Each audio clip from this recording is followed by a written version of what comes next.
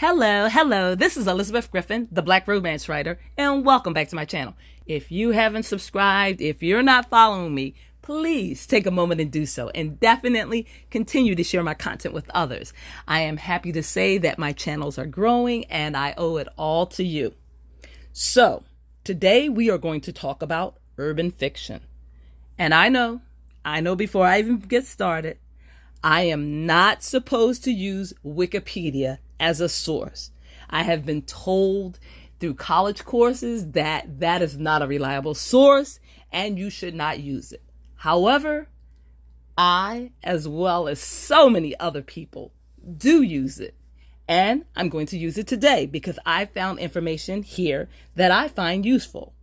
So, according to Wikipedia, which is my go-to, it says, urban fiction, also known as street lit, also known as street fiction, is a literary genre set in city landscapes. However, the genre is much more defined by the socioeconomic realities and culture of its characters and its urban setting. The tone for urban fiction is usually dark, focusing on the underside of city living. Profanity, sex, and violence are usually explicit, with the writer not shying away from or watering down the material. Most authors of this genre draw upon their past experiences to depict their storyline.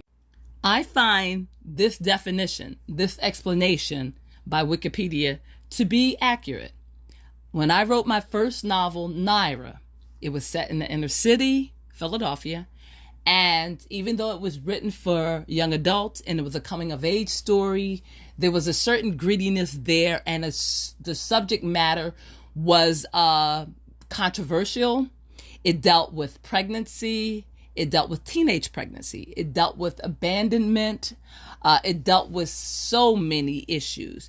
It was written in a watered down version because it was for teenagers, but it was a book which preached abstinence and promoted virginity. And it showed what could happen to a young teenager, 16, who became pregnant and had no support, no one to help her along the journey to motherhood. And I find during the 1990s and the early 2000s, when I met with other authors of street lit or street fiction or street literature, I found they had similar tales that were cautionary tales showing what could happen to an individual.